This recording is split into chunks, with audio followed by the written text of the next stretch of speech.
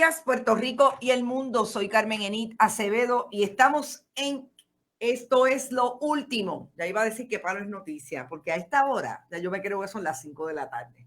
Esto es lo último. Bonita Radio, como siempre, compartan. Por ahí veo que está todo el mundo. Está Georgie Irizarry, Nueva York, está Rodrigo Otero, desde el oeste. Saludos, amigos, y abrazos a la familia. Marínez Bengoa Duprey, está todo el mundo por ahí. Por ahí vi a Alberto también. Hoy en Bonita Radio vamos a hablar de lo que ha sido una tensión que ahora mismo, ayer por la tarde, en Qué Palo es Noticia, dijimos que la secretaria del Departamento de Justicia había enviado su carta de renuncia, lo habíamos confirmado y así fue. Esta mañana otro medio de comunicación lo publicó, Noticel. Daisy Sánchez también está por ahí presente. Buenos días, colega. Lilian González, María Zamparelli. María, tú eres nueva, no te había visto. Bienvenida a Bonita Radio. Iris Alicea, como siempre, Ivette Torres. Compartan. E Ivette Torres dice compartido. Les decía que ayer por la tarde supimos que la secretaria no pasaron muchas horas después que Tomás Rivera Chats emitiera aquella comunicación por la mañana en un medio de comunicación tradicional diciendo que si la secretaria Wandimar Burgos Vargas, que duró un poco más de 72 horas en el poder en el Departamento de Justicia después que la gobernadora la nombró interina en receso el pasado viernes, un poco más de las 8 de la noche, cuando decidieron cómo iban a controlar el asunto en el Departamento de Justicia desde la Fortaleza, emitió su carta de renuncia. Había todo un lenguaje entre si era una carta de renuncia o si era poniendo a disposición el puesto. Lo que pasa es que la secretaria tenía que renunciar porque el nombramiento de la gobernadora podía ser final y firme si no se autoconvocaba el Senado. Y eso es importante establecerlo porque fíjense que en efecto hemos tenido 3 secretarias de justicia en la administración Rosselló Nevares, Wanda Vázquez Garcet, la primera Wanda Vázquez, la segunda Denise Longo Quiñones y la que duró 72 horas, Wandimar Burgos Vargas. Sí, fue renuncia lo que emitió. La gobernadora quiso dar la impresión de que la secretaria le había emitido una carta donde ponía a disposición el puesto. No, lo que pasa es que tiene que renunciar, gobernadora, porque usted tenía la potestad de hacer un nombramiento en receso y lo hizo. Y se queda holding over, o como hablábamos ayer, podía ir el Senado a autoconvocarse para pasar juicio sobre el nombramiento, según la interpretación que le ha dado hasta el día de hoy la legislatura de Puerto Rico. Y parecería que la minoría está de acuerdo, porque no vi a nadie ayer diciendo lo contrario. Y eso opera para ambos lados. Opera para si usted está en minoría o está en mayoría. Así es que sí renunció, lo dijimos ayer por la tarde, esta mañana empiezan a replicar que renunció. Nosotros hicimos un acercamiento ayer, poco antes de las 5 de la tarde, a la secretaria de prensa de la Secretaría de Justicia, Brenda Quijano, y hasta el momento no nos llamaron ayer. Hace un rato hice otra vez la llamada y me dijo lo mismo. Ella está contestando el teléfono, pero no tiene información. ¿Qué le ha pedido o qué le hemos pedido los periodistas a la secretaria, además de entrevista? A la hora, ayer, secretaria renunciante, precisamente que nos entregue la carta de renuncia, o sea, que la haga pública para poder dilucidar con ustedes los planteamientos que trajera la secretaria hasta ayer por la tarde, Wandimar Burgos Vargas. Tensión en el Departamento de Justicia, sí, mucha tensión. Todas mis fuentes me dicen que los más tranquilos son los fiscales de la División de Integridad Pública.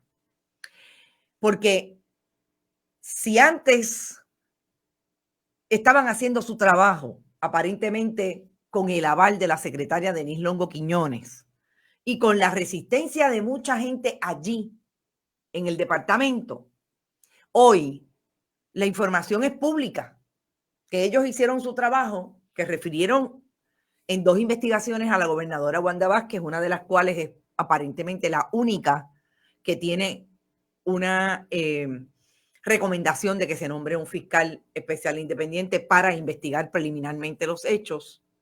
Y la segunda no, pero también tiene referidos contra otros funcionarios, como he dicho yo, del inner circle de la gobernadora. ¿Quiénes? Secretario de la Gobernación, Antonio Pavón Valle, en el caso de los suministros de los terremotos. Y en esa misma investigación, obviamente, Surimar Quiñones, que es quizás la fuente de la fruta podrida del árbol ponzoñoso. Hay toda una teoría legal que se agarra de ahí. Porque es la abogada que dirigía ATSEF y es la abogada que aparentemente la relacionan con un plan con algunas personas de la política partidista, entre ellas la propia gobernadora y Nelson Cruz Pérez, senador del Partido Nuevo Progresista, para entregar esos suministros, retrasarlos o no retrasarlos para entregarlos. Surimar Quiñones, la información que sale públicamente es que le entregan el referido y ya tenía contratado, fíjense qué interesante, al licenciado Frank Torres Viada. Frank Torres Viada es un abogado, yo lo conozco más del área civil que del área criminal. Ha llevado muchos casos sobre bullying y toda la modalidad de hostilidad en el ambiente laboral, etcétera. Fue el abogado del municipio de Carolina en el famoso caso de las playas para el pueblo, allí en Isla Verde. Y es un abogado que no está relacionado con el Partido Nuevo Progresista. Nosotros vamos a empezar a ver aquí esas contrataciones de abogados que finalmente le van diciendo a una por dónde vienen los tiros en estas investigaciones. Brenda Reyes Tomasini dice, Torres Viada es excelente abogado. Sí, excelente abogado. Y tú lo debes conocer también porque también es un abogado que entra en todos los asuntos de derecho ambiental y tú estás, amiga, relacionada con ese grupo. Esa búsqueda de abogados y abogadas en este momento, en un momento en que estamos frente a una primaria, que esa es la mayor crisis que tiene el Partido Nuevo Progresista hoy, que su gobernadora, la gobernadora sucesoral, pero que es de su partido político, que es una precandidata a la gobernación para las elecciones generales del Partido Nuevo Progresista, tiene la crisis que tiene al ser referida al FEI por esas 2 investigaciones, una de las cuales tiene aparentemente, según justicia, méritos para nombrar un FEI. Y la búsqueda de abogados del partido contrario o personas allegadas incluso a no necesariamente relacionadas con el partido, otro partido de mayoría, el Partido Popular Democrático, es esa manía que tienen o esa estrategia que finalmente buscan los acusados del Partido Nuevo Progresista o los sospechosos para tratar de limpiar la imagen de ese vínculo político partidista con la corrupción. Ahora bien, fíjense que es lo mismo que está haciendo el panel de fiscal especial independiente, presidenta Nidia Coto Vives, Igris Rivera Martínez y Rubén Vélez, no es Feliciano, en el FEI. ¿A quién están buscando para que haga las investigaciones que a todas luces parecen ser investigaciones difíciles para su interés en ganar las elecciones el próximo mes de noviembre? A una persona ligada, en este caso sí, porque ha sido nombrada por el Partido Popular Democrático a las posiciones de jueza, fiscales, etcétera, a Crisanta González Seda. El detalle es, y yo me preguntaba esta mañana, ¿será que Wanda Vázquez se va a buscar otra vez a al ex fiscal del Cerro Maravilla y ex secretario del Departamento de Justicia, Héctor Rivera Cruz. Porque si Crisanta González Seda hace la investigación, no necesariamente es la que va a llevar el caso. Eso hay que verlo todavía. Pero me encantaría ver ese enfrentamiento porque son de la misma escuela. Quizás Rivera Cruz tiene 2 o 3 años menos que Crisanta González Seda y no ha tenido, obviamente, las experiencias que Crisanta González Seda ha tenido porque siempre se quedó en el servicio público, primero fiscal y después jueza. Incluso fue presidenta del FEI. Y a esta hora, Rivera Cruz obviamente se fue por el lado de la práctica privada del derecho. Pero es bien interesante ese posicionamiento que están teniendo los diferentes presuntos implicados en este caso y a quienes van a contratar. Porque el abogado de máxima experiencia a nivel criminal de ese ala del Partido Nuevo Progresista, además del abogado Harry Padilla, el abogado de Héctor O'Neill, por ejemplo, en el pasado, en la federal, en la jurisdicción federal y también ha ido a la jurisdicción estatal, ha sido Francisco Rebollo Casalduc, el hijo del ex juez del Tribunal Supremo. Pero yo no los oigo mencionados por ningún lado. ¿Quién querrá coger ese tostón si finalmente el panel del FEI decide que va a designar un FEI para investigar a la gobernadora? Eso va a ser bien interesante, pero hasta este momento esas son las menciones que estamos teniendo, que estamos escuchando. Vamos a ver qué pasa. Finalmente, Tomás Rivera Chats no ha dicho nada más. La secretaria renunció. Ahora hay que buscar un sustituto. ¿Quién habrá tenido el poder de pulsear desde ayer por la mañana hasta esta hora en que estamos hablando para designar a una persona de su confianza? ¿La gobernadora o Tomás Rivera Chats? Yo creo que eso es una buena pregunta. Yo creo que es una buena pregunta porque hasta este momento Tomás Rivera Chats no ha hecho otro amague de poner la pica en Flandes y establecer cuál es la estrategia después que ayer dijo que iba a autoconvocar si la secretaria no renunciaba. Pero la gobernadora tampoco ha dicho nada. Y la gobernadora ayer no quiso contestar todo lo que ella misma le reveló en una entrevista pública, en una entrevista radial, que había tenido contacto con los testigos de la investigación de los suministros. No hay caopectate, dice Robert Balwin. No lo hay. Yo me pongo nerviosa y no es conmigo. Yo pienso, caramba, pero ¿y qué más va a pasar? ¿Qué más tengo que escuchar? ¿Dónde estará la gobernadora? ¿Con quién estará la gobernadora estableciendo la estrategia y la búsqueda de sus abogados? Porque todo lo que ha pasado desde el viernes ha sido una mala decisión y una mala comunicación y un terrible traspié sobre traspié con relación a lo que ha dicho públicamente.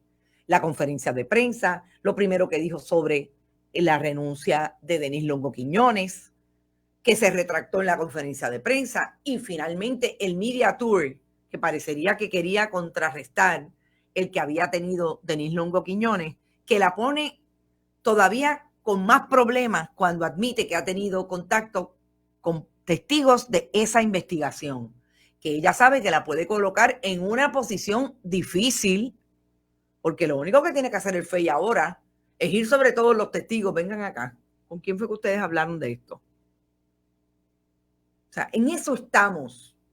Y mientras, como me decía alguien hace un rato, hay como una tensión en el ambiente. Yo no me quiero imaginar la tensión en la fortaleza, porque no dicen nada. ¿Quién fue la última que habló? Que no deja de hablar. Denise Longo Quiñones. Ustedes saben que también ha salido el ayudante, el director de campaña de la gobernadora, Dávila, a decir que el problema que tiene Denis Quiñones con la gobernadora es personal, que ella está tratando de defender a su mamá. El problema es que las fechas no cuadran. Director de campaña, Jorge Dávila. ¿Cómo es posible que ella esté defendiendo a su mamá si lo primero que ella hizo el 11 de marzo, cuando vino en conocimiento de que integridad pública, fíjese, Jorge Dávila, no fue la secretaria, fue integridad pública a base del referido que le hizo el portavoz de la minoría en el Partido Popular en la Cámara, Tatito Hernández, sobre la investigación de los suministros? Que de hecho también le mandaron una carta, le enviaron una carta diciéndole, mire, de lo que usted nos envió, encontramos que hay unas cositas, y esto se hicieron los referidos ayer. No cuadran la fecha. El 11 de marzo, Denis Longo Quiñones va donde el FEI le dice, ojo, esto llegó aquí, y los fiscales están investigando. Y hasta el día de hoy, la investigación involucra a la gobernadora de Puerto Rico, o por lo menos esas son las conclusiones de la investigación que tienen hasta este momento preliminarmente los fiscales de integridad pública. Pues no cuadra porque Concepción Quiñones del Hongo, todavía no habíamos empezado ni la pandemia, ni el asunto del lockdown, ni de la primera orden ejecutiva. Concepción Quiñones del Hongo se fue el 26 de marzo. Es decir, que eso para mí es lo más interesante de esto. Por eso es que yo creo que la gobernadora, amén del momento en que está, hoy, a un mes de la primaria, ha sido errática en delinear una estrategia que le haya rendido fruto desde el viernes hasta el día de hoy. Porque es que no la vieron venir, estuvieron 15 días antes de que Concepción Quiñones del Hongo se fuera. Estuvieron 15 días investigando. ¿Quiénes? Los fiscales de integridad pública, que obviamente cuando se encontraron con que Glorimar Andújar y compañía y esos otros testigos ponen a la gobernadora ahí, porque hay documentos, lo he dicho desde el día 1, hay documentos que establecen comunicación entre Glorimar Andújar y la gobernadora. Eso sí que es problemático, Jorge Dávila. Me encantaría que pudieran entrar en los documentos, como hacemos acá, que entramos en los documentos, por eso podemos decir que nada de lo que dijo la gobernadora, me gustaría que los compañeros periodistas entendieran, no repitan que hay una investigación criminal con relación a Manpower, porque eso no se desprende de esos documentos. En el caso específico de Manpower, lo que dicen esos documentos es que tiene la fiscalía, el agente José Soto, el agente de más alto rango que hace investigaciones del Departamento de Salud Federal en Puerto Rico, del inspector general, dice específicamente que pueden acercarse al Departamento de Salud para orientarlos de cómo es que esas contrataciones se pueden hacer por Manpower, pero no se pueden hacer por Manpower, porque ese dinero tiene que ir específicamente a lo que la propuesta dice que va, los fondos del Medicare. Los destaques lo mismo, pero ahí no habla nada de investigación criminal. Nada. Ni siquiera el fiscal Muldrow firmó la carta, una de las cartas que entregó la gobernadora. Lo firmó un fiscal de línea. Así que todo eso, si entraran en la documentación, si entráramos en lo que dice, en el análisis de lo que dice Concepción Quiñones del Hongo en un momento, versus lo que está diciendo su hija ahora de cuándo fue que le notificó al FEI, que nadie en el FEI dijo nada. Por eso les digo, esto los cogió de sorpresa. Y yo creo que esa sorpresa es lo que ha jamaqueado al gobierno de Puerto Rico hoy, porque no se lo esperaban. Eso llegó como un misil y ¡boom! Explotó y aquí estamos. Desde el viernes, en una incertidumbre, obviamente el lunes, cuando se saben los referidos, en la crisis constitucional que ha creado, que ahora ni la misma legislatura sabe para qué se va a autoconvocar, porque no hay manera. Ya renunció Wandimar Burgos Vargas y estamos esperando que sea gobernadora o la persona que le envíe Tomás Rivera Schatz sea nombrado o nombrada secretaria del Departamento de Justicia. Y sería entonces el cuarto antes de que se acabe el año eleccionario. Interesante. Esto es un palo, dice Margarita López. Me parece que Wanda se quedó dueña de justicia y de este país. Es buena alumna de Tomás Rivera Schatz, que defiende su causa in a bochinche style. Fiscal Inés Carao, designada nueva secretaria. No, pues sí, designaron a Inés Carao. Quiero que sepan que designaron del mismo grupo. Inés Carao es del combo de Wanda Vázquez Garcet y de Wandimar Burgos Vargas, y era la que estaba designada subsecretaria. Digo, nombrada, porque realmente, déjenme buscarlo para ver si dice algo más. La verdad es que eso es lo que, no, realmente no lo veo, pero si ustedes lo dicen, les creo, porque eso tiene que haber salido por ahí. Se está hablando de Pablo Colón, dice Lilian González. Vamos un poco a ese comentario, Lilian. Ayer me trajeron eso a la atención.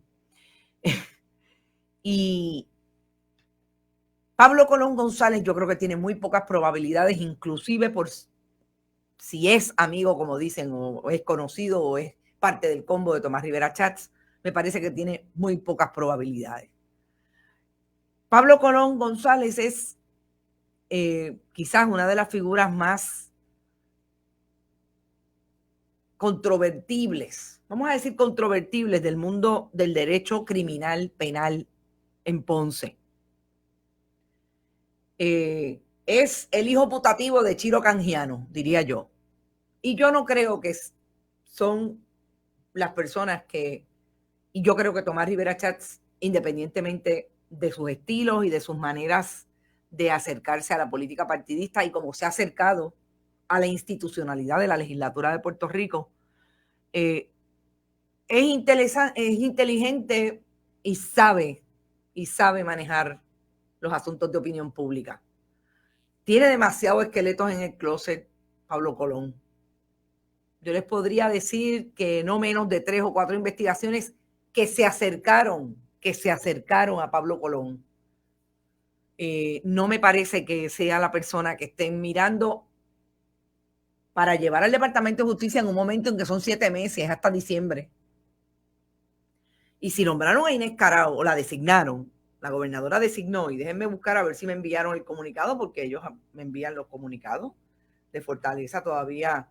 A veces sí, a veces no, pero vamos. Si la designó, yo creo que está designando una persona de su grupo que le es leal. Y eso sí lo sé, porque conozco a la fiscal Inés Carao profesionalmente y sé que es de ese grupo.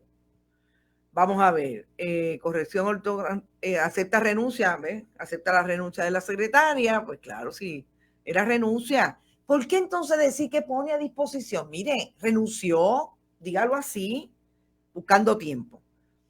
Inmediatamente le agradezco su sentido de compromiso y disponibilidad para contribuir al gobierno en beneficio del pueblo. Les deseo el mayor de los éxitos. Lo prudente es poner mi puesto a su disposición a favor de una gobernanza de paz y tranquilidad. Eso dijo Wandimar Burgos Vargas en su carta. Dice también, estoy tranquila con la frente en algo, ¿no? En alto. Y en paz, pues todas mis acciones han sido motivadas por mi estilo de trabajo ético e íntegro. Reitero mi compromiso de seguir laborando con compromiso y entrega en el puesto. Ay, pero ¿quién le redactará estas cartas a estos muchachos? Pero entiendo que Puerto Rico va primero. Al amparo de lo dispuesto en el artículo 20, la actual subsecretaria fungirá como secretaria interina. Agradezco su disponibilidad para ocupar dicho cargo y asumir las responsabilidades que ello conlleva para servirle al pueblo de Puerto Rico. No, eso no es una designación. No. Esto es siguiendo el reglamento administrativo del Departamento de Justicia ante la falta de un secretario designado o en propiedad. Funge el subsecretario o la subsecretaria. En efecto, eso sí es lo que ha pasado. La gobernadora no ha designado a nadie. Y esto todavía más inteligente, más interesante, más tiempo. No tienen gente. Ni siquiera Pablo Colón, si es verdad que Tommy lo estaba buscando, quiere. No, esto no es una designación, esto es, mire, el lo que ahí se queda. Dice Cintia, ay, mi madre, ¿qué carta es esa? Sí, yo no la entiendo tampoco. Pues con razón no la querían dar. Margarita López, saludos, estás perdida. Futuras elecciones en Puerto Rico y Estados Unidos será renuncia de Wanda y renuncia de Trump. Nuevos candidatos, el primero que pase a los dos senadores, el primero que pase frente a los dos senadores portavoz ambos países. Pues no te entiendo bien esa última parte. Bueno, yo no sé, pero es fuerte. Luz Martínez, me gustó esto de estos muchachos, es que son los que son niñatos. Y perdón, son estas muchachas, porque Waldimar Burgo es una mujer. Sí, no entiendo esa carta. No entiendo. Además, más que no entender, yo pensaría que tienen un poco más de vocabulario ampliado, o por lo menos, ¿verdad? Noción del contenido de una carta de renuncia. Tan fácil que es decir renuncio en este momento, gracias por la oportunidad, tan, porque mire, esto se presta, son no solamente interpretaciones, a que podamos decir incluso, a que podamos decir cómo es que están manejando el gobierno de Puerto Rico. Por todo lo que dicen y por todo lo que no dicen. Pero bueno, ya sabemos que hay por lo menos una secretaria interina a base del reglamento de justicia. Insisto, ¿qué están esperando? No tienen gente. ¿De qué estamos hablando? Vamos a otros temas. Gente, la preocupación es legítima del asunto del COVID.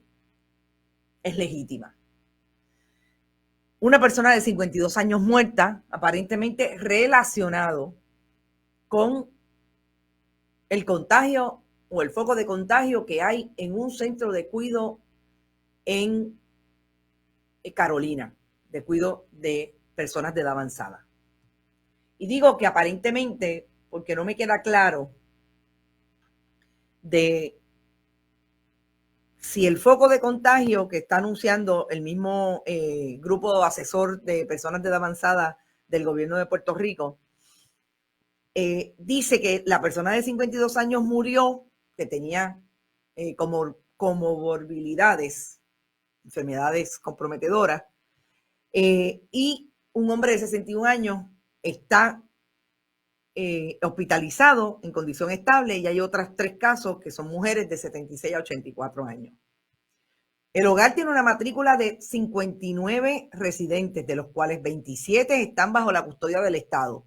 Quiere decir que esas 27 personas los paga el Departamento de la Familia. Son personas de edad avanzada sin capacidad económica para pagar, y el Departamento de la Familia paga por su estadía allí. Pero hay 32 personas también que están allí porque pagan el cuido.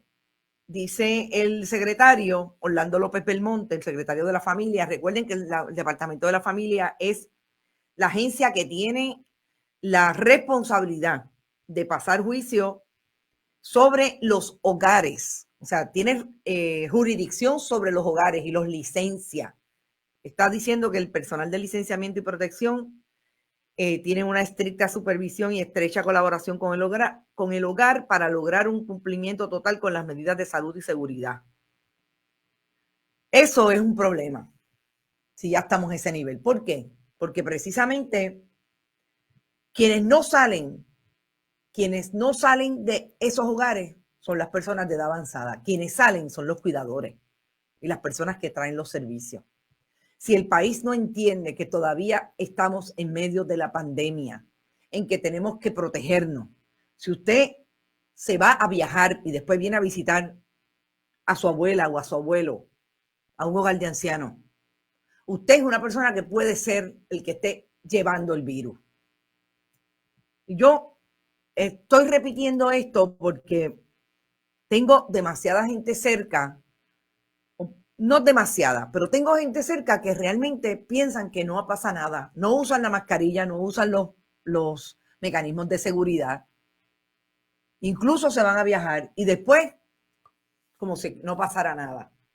Pues mire, sí, yo quiero que sepan que hay una responsabilidad de nosotros. Y yo tengo un viejo en un hogar en un hogar de ancianos y tengo que agradecer, y lo voy a decir públicamente, y ellas saben quiénes son, a que han hecho lo que tienen que hacer, a pesar de que hay muchas de las personas que van allí a ver a sus viejos que quieren obligarlas a que abran el hogar. No es momento de abrir el hogar. Por lo menos nos están dejando verlos de lejos. Hay que verlos, ellos nos tienen que ver. En el caso de que lo puedan entender, explíquele. El problema de la pandemia es real y ellos son vulnerables. Y yo creo que es importante que nos los grabemos. Yo acabo de venir de una cita médica y tengo que decir que todos los viejos y las viejas que vi en la calle tenían su mascarilla y guardaban la distancia. Vi una persona joven, precisamente, en la oficina médica y no se quería poner la mascarilla. Fue la secretaria quien le dijo, aquí no puede estar si no tiene la mascarilla puesta. O sea, ¿por qué? ¿Por qué? Y esas son la gente que anda por ahí, se monta en el avión, se baja del avión y va, infecta a otros y como si nada. Yo creo que tenemos que seguir responsables, tenemos que ser responsables y en ese sentido, esa es la imagen que ha utilizado Lorenzo González Feliciano y aquí se la voy a dar.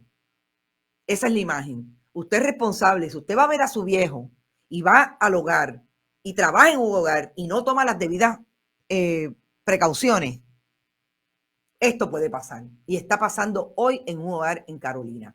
Así que más vale que si no es por un lado, cójale miedo al COVID. El COVID ha matado gente en Puerto Rico de 29 años. Estaba también leyendo las declaraciones del presidente de la Asociación de Hospitales que dice, ya vamos por 147 hospitalizaciones, subieron de 70 y pico que teníamos en junio, subieron a 147 hoy. Dice que la crisis es que tengamos 200 o 300 hospitalizaciones y estamos en 147. ¿Qué vamos a esperar? Eso realmente me preocupa muchísimo. Eso es preocupante. Si es así, eso se regará como hormiguero que se pisotean. No, vamos a pensar que no, que la gente va a empezar a hacer lo que tiene que hacer. Vamos a insistir en que vamos a protegernos y yo siempre digo, quédate en casa, no tienes que salir, pero sobre todo, ¿a usted le gusta la política como le gusta a la gobernadora? Tenga mucho cuidado con el asunto de la política partidista y las caravanas. Ojalá, ojalá, mañana nos enteremos de que han arrestado o le han entregado citaciones a las personas que van, incluidos los políticos, que son los primeros, a las famosas caravanas que está haciendo el Partido Nuevo Progresista. Y están aglomerados sin mascarilla, a veces con mascarilla, pero aglomerados como si tal cosa. Ojalá alguien en la policía de Puerto Rico hiciera lo que están haciendo los fiscales del Departamento de Justicia, por lo menos los de integridad pública que están haciendo su trabajo, y les entregue una citación por violación a la orden ejecutiva. Y lo último que tengo que tocar es que ayer por fin, y el compañero Manuel Ernesto Rivera fue uno de los primeros, si no el primero que habló, y otras personas en las redes sociales, de el famoso contrato de las computadoras.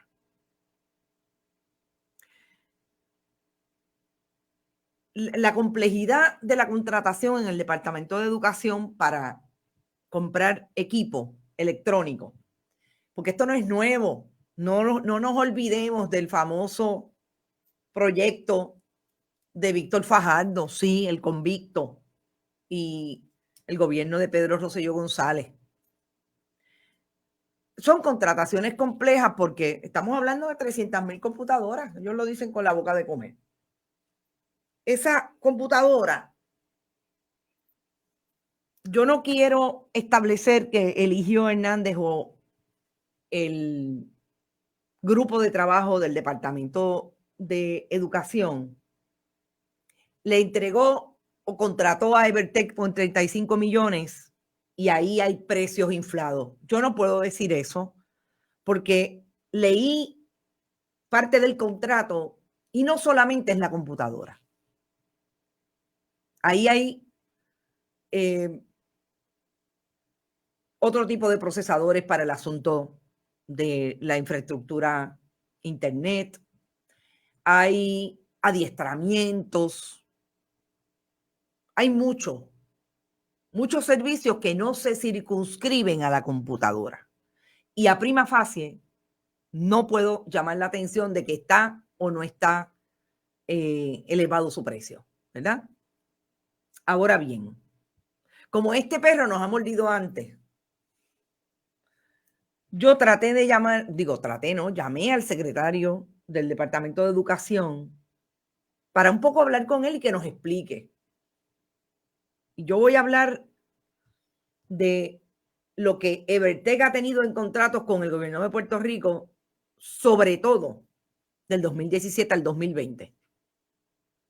Pero, ¿qué es lo que debería estar haciendo el Departamento de Educación y Eligio Hernández si no quiere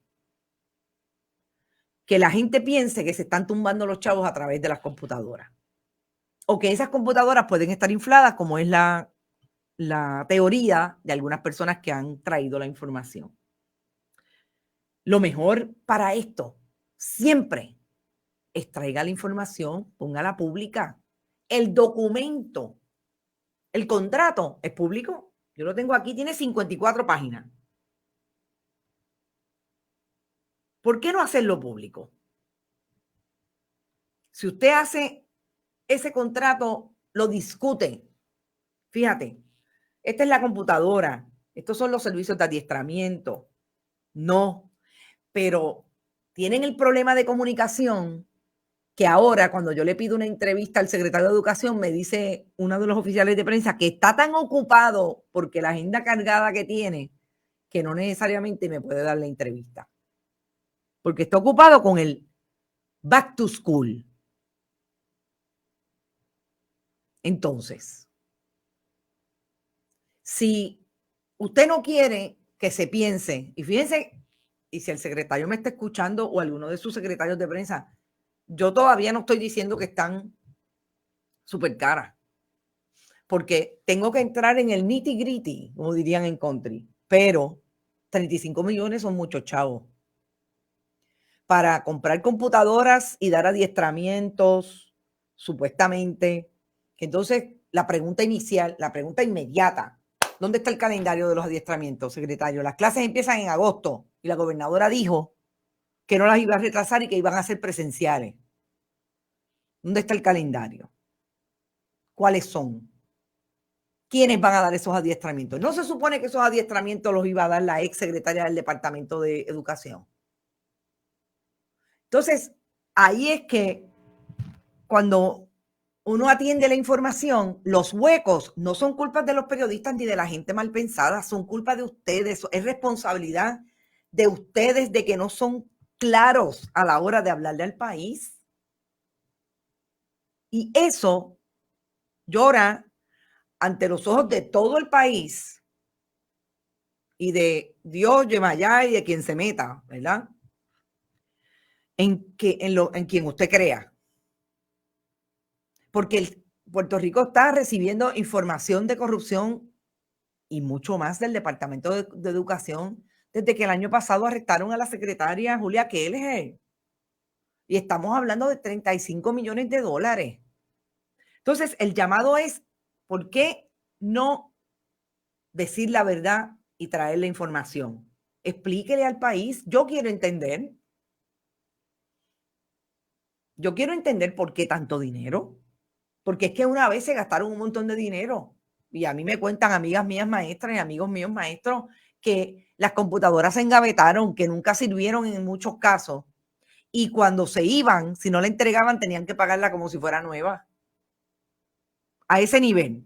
Dice José Dil Torres, qué berenjenal.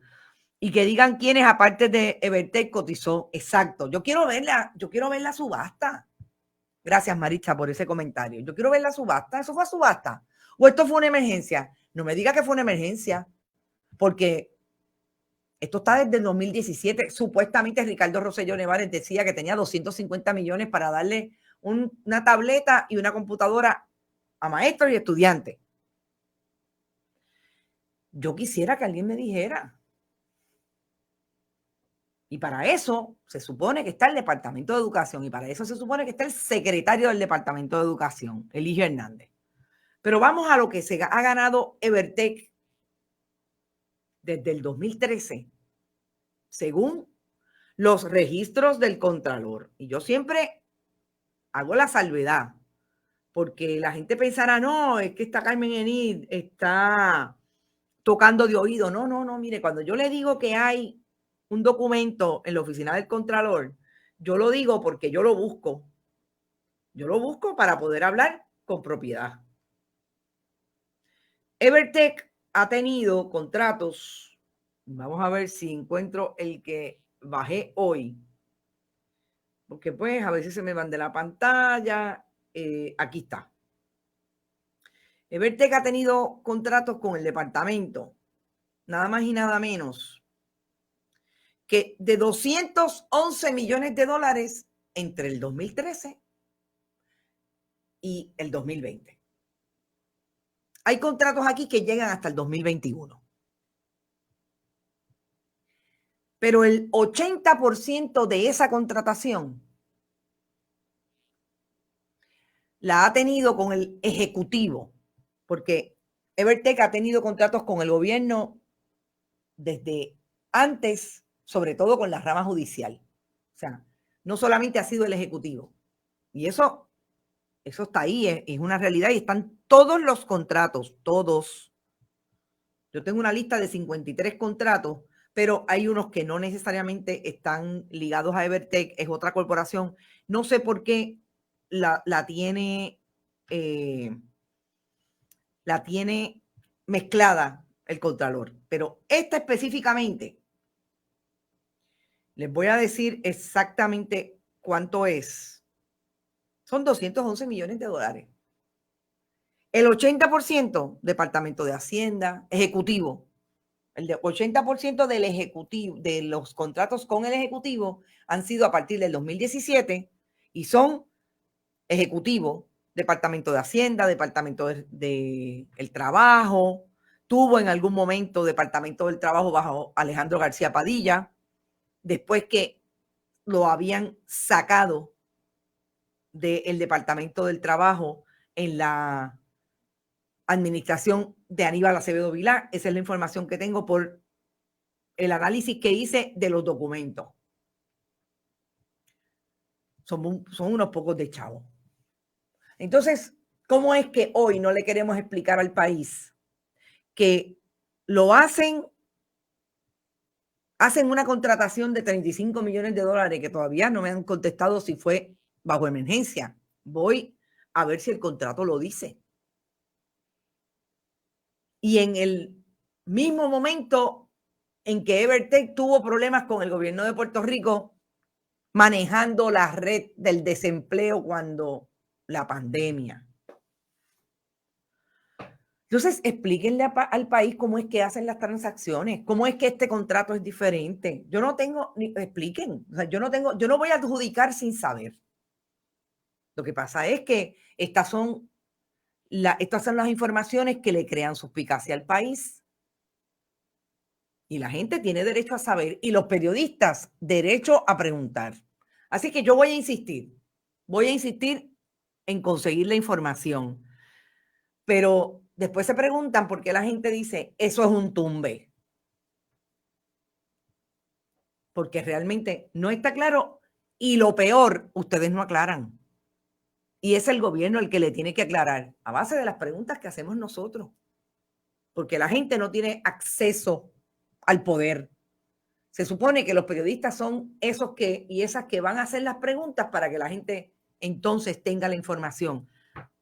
Y yo siempre digo, yo no tengo prisa, pero ¿cómo es posible que no le puedan contestar porque están en una agenda complicada para el back to school? No, yo creo que tenemos que saber, y yo voy a insistir en hacer la pregunta. Computadoras que de seguro ya deben estar obsoletas, exactamente. Y esa es la mayor preocupación. Mire, lo sé yo en este medio que manejo hace 11 años. Lo sabe Marilia, que colabora con nosotros, lo sabe David Esperón, que a veces nosotros estamos hablando de un sistema, lo compramos, lo tenemos listo y al mes, a los 2 meses, ese todavía está bien, funciona y yo soy una, ellos lo saben que yo soy una neurótica de exprimirlo, pero ya salió uno súper más adelantado que nos puede hacer este proceso mejor. Así es. ¿Quiénes son los dueños de esa compañía? Evertech. Bueno, hay quien dice que todavía está en manos del Banco Popular. Yo honestamente quisiera esperar a buscar los documentos del Departamento de Estado porque no tuve tiempo para hacerlo y quiero hacerlo. Yo sí sé, recuerden que Evertech sale de la compra de lo que fue GM Computers, que sí fue quizás la primera compañía puertorriqueña de Guillermo Martínez que manejó este mundo de los sistemas de información a ese nivel, ¿verdad? Grande. Yo no sé hoy si todavía el Banco Popular tiene participación en esa empresa, honestamente. Y Beth Cofiño dice, sí, los Carrión, déjenme ver. Saludos, Carmen Enitia, a los presentes. Saludos, Juan Lefranc. Espero esté muy bien. Eso lo voy a averiguar y ya le digo, son un grupo judío. Banco Popular lo vendió hace unos años. Exacto. Por eso, yo no estoy tan clara de que todavía esté en manos del Banco Popular. Eso no lo puedo decir porque cuando tenga la información que voy a entrar ahorita al Departamento de Estado, yo estoy segura que a las 5 podemos hablar de eso.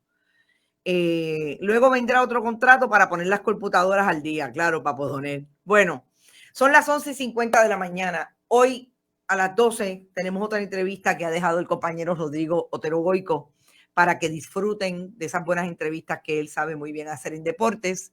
Recuerden que estamos en bonitasradio.net. Volvemos a las 5 de la tarde en Que Palo es Noticia, porque de aquí a ahorita habrá, y sobre todo, información de si van a dejar a la subsecretaria o va a haber una designación de un secretario de justicia para que se autoconvoque el Senado y pase juicio sobre, porque supuestamente eso es lo que quiere hacer Tomás Rivera Chats, independientemente del lío en que están metidos. Recuerden que a las 5 de la tarde volvemos y yo espero que esté conmigo el compañero Manuel Ernesto Rivera, que estamos en Fundación Periodismo 21 en ATH Móvil. Allí usted puede entrar y donar. Recuerde que es Fundación Periodismo 21 en el área de negocios. También puede enviar un cheque o giro postal a Fundación Periodismo Siglo XXI a nombre de, por la dirección que el querido director pone en pantalla. Seguimos, recuerde, hasta dentro de un rato, dice Wanda Conde. Gracias, Diana Lynn. No te preocupes que esto se queda grabado y puedes entrar. Gracias a ti, Robert Baldwin. Insistimos en hacer el periodismo que queremos hacer. No se olvide que compartan. Estamos teniendo un súper aumento de audiencia y eso es buenísimo, precisamente para atraer los auspiciadores que queremos atraer a Bonita, independientemente de que la fundación siga haciendo su trabajo con los estudiantes, con la Universidad de Puerto Rico Escuela de Comunicación para incentivar e iniciar ese relevo generacional de la mano de un periodismo responsable, contestatario, que es el que Puerto Rico y nuestra diáspora se merecen. Éxito y nos vemos a las 5. Hasta ahorita y buen provecho.